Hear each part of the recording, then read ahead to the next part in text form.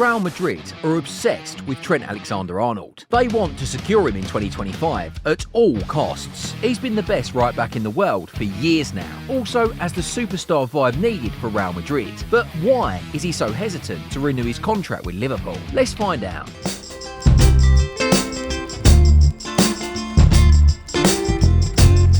The former Borussia Dortmund starlet and current Real Madrid superstar is having the time of his life since arriving at the Santiago Bernabeu in the summer of 2023. He scored 23 goals and laid on 13 assists, finished third in the Ballon d'Or, and also won the La Liga and Champions League double, all in his first season in Spain. And, well, Trent sees Jude as a prime example of how he can do the same, or even better, if he secures a move to Real Madrid. On top of that, you can be sure that Jude is constantly luring him to Madrid, praising everything about the place, the club's history, the stadium, the fans, the stars he will be playing with, and everything that could be associated with the Real Madrid legacy. And last but not least, Jude certainly makes sure to remind him that Trent's status and salary will rise as he arrives at the Bernabeu. Then there was the time at a pre-match press conference at Anfield between Liverpool and Real Madrid back in November, when Jude was asked about playing with his friend next season.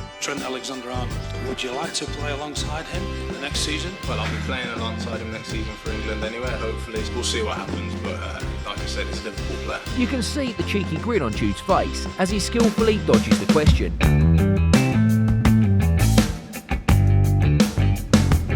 Another major factor in Trent's desire to leave Liverpool for Real Madrid is his career growth and, more importantly, his dream of winning the Ballon d'Or. Speaking to Sky Sports in October, Liverpool legend Jamie Carragher said this. My first thought when I read that was, you're not winning the Ballon d'Or, a right back for Liverpool. I think he was asked about winning the Champions League, the World Cup, or win the Ballon d'Or. He chose the Ballon d'Or, which I think is a bit strange or bizarre. I think he's always picked the World Cup or the Champions League as a team game. Yeah, it is indeed strange and bizarre to choose the Ballon d'Or over the World Cup, especially given the fact that England haven't won it in 60 years. But there is a logic to it, as Trent clearly chooses his individual legacy over the collective and historic contribution to Merseyside at club level. Indeed, some of the most iconic fullbacks of all time, Roberto, Carlos, Cafu, Dani Alves, Marcelo, Jordi Alba, Javier Zanetti, Philip Lam, none of them have ever won the Ballon d'Or. And in fact, there are only 3 fullbacks in history to have finished in the top 3. Ajax and Dutch legend Ruud Krul, third in 1979, Roberto Carlos, second in 2002, and Paolo Maldini, third in 1994. Maldini finished in the top 3 again in 2003, but he had already switched to centre-back for AC Milan. So why am I saying this? Because Trent Alexander-Arnold is a huge opportunity to become the first fullback in history to win the award. And the equation is simple. As much as Liverpool fans hate to hear it, at the best moment, it really looks like Trent would rather be remembered as the best fullback of all time than becoming Liverpool's greatest legend. Yeah, he has the red pill on one side and the white on the other, but he must choose wisely and quickly, because Trent doesn't have much time left at Anfield as it stands.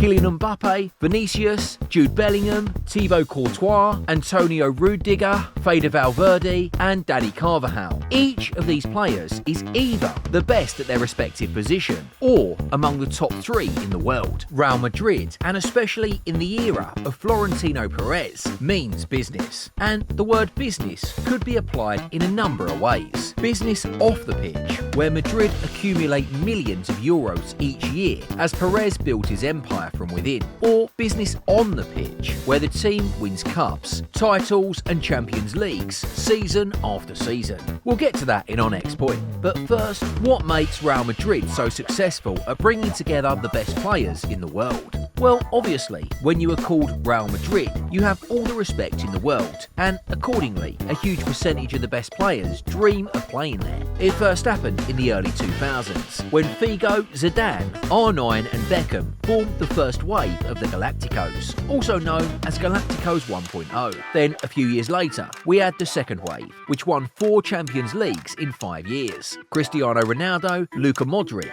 Sergio Ramos, Toni Kroos, Gareth Bale and more, and more, and more. You know them all. And just when that generation was starting to fade away, the whole of Europe was thinking, okay, Madrid are weak now, we need to take advantage. Los Blancos stood up again for Galacticos 3.0, which is shaping up to be better than ever. And it's not so much the quality, but rather the quantity. Every summer for the last 6 years, Real Madrid have attracted a superstar. First, it was Thibaut Courtois, then Eden Hazard, Rudiger, Bellingham and Kylian Mbappe. But the real shocking fact is that not even that much money was spent for all these players, excluding Hazard, of course, because he was an expense. Madrid paid a total of 140 million, 40 for Courtois and 100 for Bellingham. And guess who else could arrive at the Bernabeu as a free agent this summer? Trent Alexander-Arnold, of course.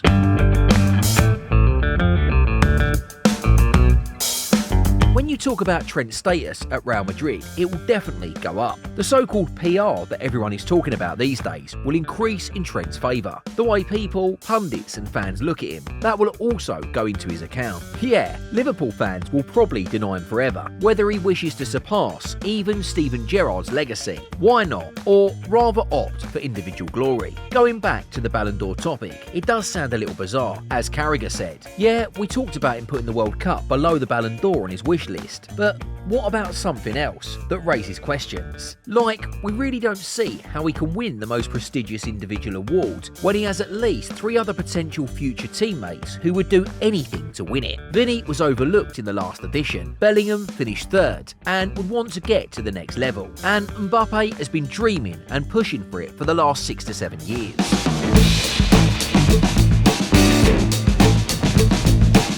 Another important thing to note is Trent's position in the current Liverpool squad and the way the fans view him. He is no longer irreplaceable as they have Conor Bradley as his direct replacement. And not just a replacement, Bradley actually has more potential than Trent did at his age.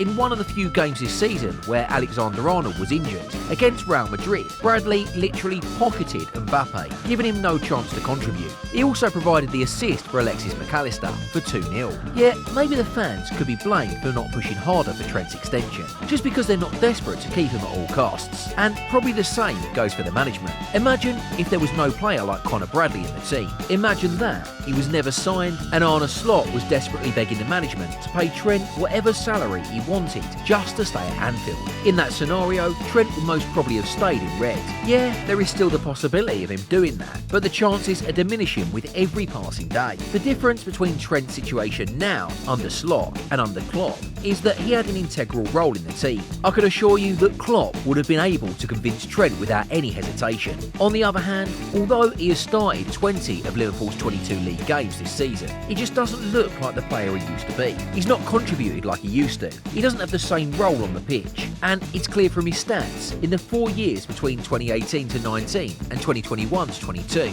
Trent has assisted 15 goals in 3 of those seasons. At the moment, he only has 7, and we're well past the halfway point of the campaign. Of course, there are other questions to be answered, and one of them, which actually supports the view that it might not be the best idea to go to the Bernabeu, is the fact that Dani Carvajal, easily one of the top 3 right-backs in the world, is now injured. Okay, but what will happen when he recovers? Where will Trent play? Can we see them both at the same time, but with one deployed on the left flank? Make your suggestions in the comment section below. Also, don't forget to hit the like and subscribe buttons for more similar content. If you want to watch something similar, check out our upload on Omar Mamouche and how will he do the magic for Man City after coming to the Etihad. And I'll see you there.